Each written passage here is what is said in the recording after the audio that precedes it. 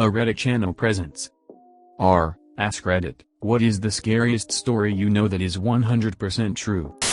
I would call it creepy more than scary, but my mom's friend had a small house and lived alone. She noticed weird things. A batch of soup depleting faster than usual, missing eggs, damp towels in the hamper when she hadn't used any, extra dishes in the dishwasher, etc. This went on for months. She thought she was just being forgetful. One day she heard some thumping around in her attic and went to investigate. She found some makeshift living quarters. Small radio, hot plate, sleeping bag, pillow, food wrappers, etc. She called the cops who came to keep an eye on the place. They ended up catching a homeless man climbing a tree, trying to sneak into her attic window. He had been doing this almost daily. He would wait for her to go to work, then go downstairs and help himself to food and amenities. The funny part about this story is they got to know each other throughout the ordeal, and the guy was actually very respectful, just down on his luck. She didn't press charges, instead, let him move in, helped him get a job, and he lived in the attic until he got back on his feet. Creepy shit with a happy ending. Natural train disaster is something that reminds me how death can come at any moment. A train with 51 wagons of sulfur, fertilizer, petrol and cotton wool somehow broke loose and rolled down the track about 20 kilometers until it derailed in the town of Qayyum, Iran. There were no humans on board. Chemical leaks ensued and authorities tried to extinguish whatever fires broke out. At one point, the whole thing explodes. And it really explodes. The whole town of Qayyum is literally demolished, 3 nearby towns are badly damaged and it was heard 70 kilometers away. The wreckage continued to explode for several days after. Around 300 people died and more than that injured. An earthquake of 3.6 on Richter scale was produced. My mom was driving, and a guy ran out in the road, so she stopped so she couldn't hit him. It was night time, so it was pretty dark out, and 3 other men emerged from the forest around, all trying to use the door handles of her car to get in.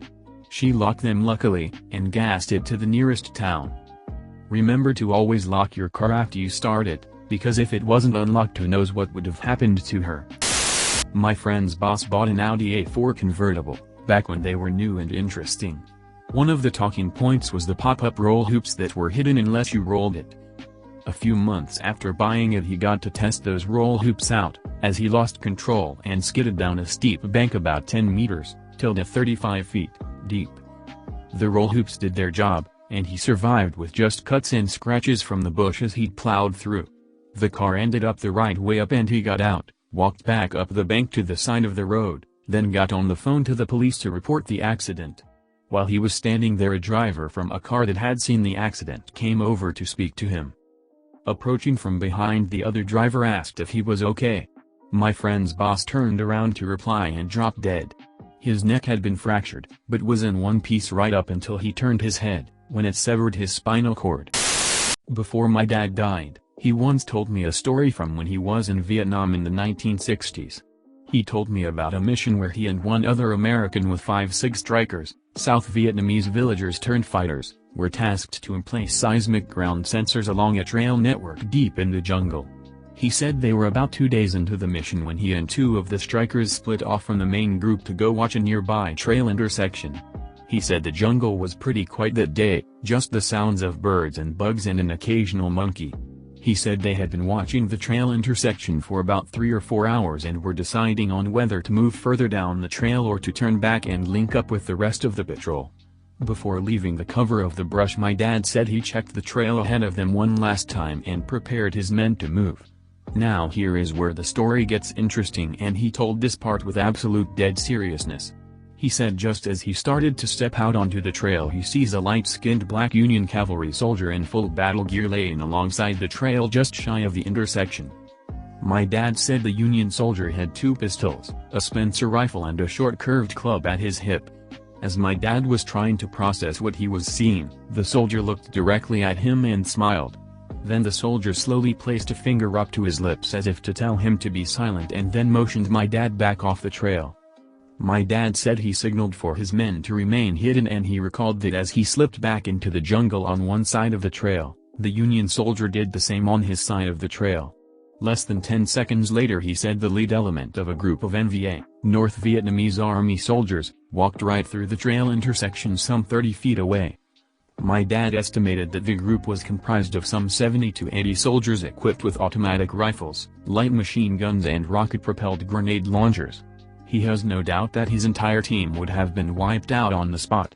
He said as soon as the enemy soldiers had passed, he and his team beat feet out of there as fast and as quietly as they could and rejoined with the rest of the patrol. He reported the enemy soldiers his team had encountered, but decided not to say anything about the soldier he had seen.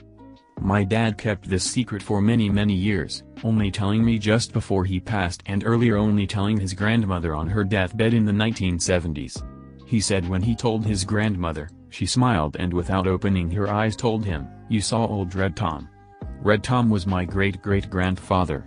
He was a half-black, half-Greek free man who was a scout for the Union Army during the Civil War and later served with the U.S. Cavalry in the American West. He was known for carrying 2 pistols, a Spencer rifle and a Creek War club into battle. A guy I worked with was riding his dirt bike through the woods and somebody hung a cable between 2 trees. My buddy caught his throat on it and saw the dude steal his dirt bike. Woke up in the hospital with a lacerated throat and a broken larynx. Pretty crazy what somebody will do for something so cheap. My dad and some friends got drunk and went for a drive on some back roads and were going as fast as the truck would go as teenagers. My dad was slightly less drunk than the others and eventually demanded they let him get out. They pulled over and he and one other girl got out. He and the girl started walking to town while the other 3 sped off in the opposite direction. Well, less than a mile up the road from where they got out is an extremely sharp turn, which they missed and hit a tree going pretty close to triple digits, miles per hour. 2 of them died on impact and the only reason the third survived is because they crashed in front of a house that 2 doctors lived in.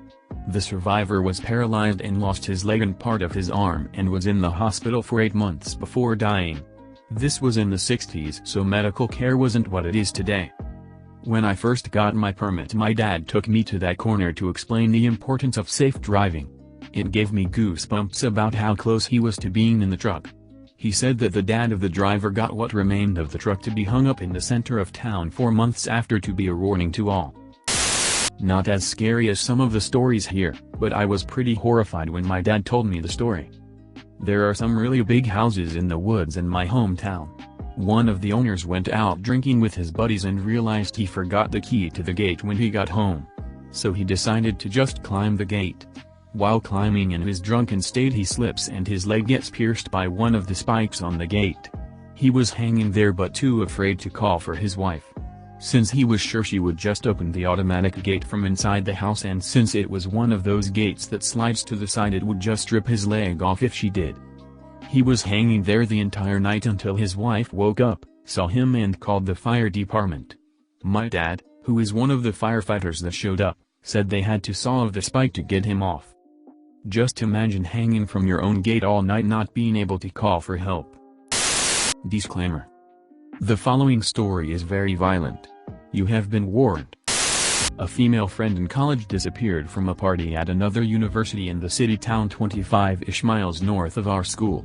She had arrived with another friend who I believe had driven. At some point she split off to play cornhole or something and was later inexplicably gone. Phone calls went to voicemail, police were called, but she was simply missing. About 10 days later she was found by a homeless man who witnessed her crawling up to a bus stop in the city, begging for help. She had broken a leg and an arm, and was in very bad shape. At the, quite large party, she had her drink secretly drugged and was then led off by a group of men into their vehicle. She was taken to an apartment where she was drugged, repeatedly raped, and locked in a small room in between with a bucket to use as a bathroom. At one point after being injected with heroin and raped, she somehow managed to convince one of her captors to allow her to use the actual bathroom to clean herself up. This bathroom had a small window to the outside, and with the shower running, she managed to squeeze out and fell from the 3rd story into a large hedge, bush. From there she crawled from the apartment complex to the road and bus stop, where the homeless man saw her and called police. Many cars stopped upon seeing her, making her captives unable to recapture her. 3 men were later arrested for the crime after surveillance cameras allowed police to locate the apartment which she jumped from. She returned to our university almost 2 years later, graduated, and became a nurse.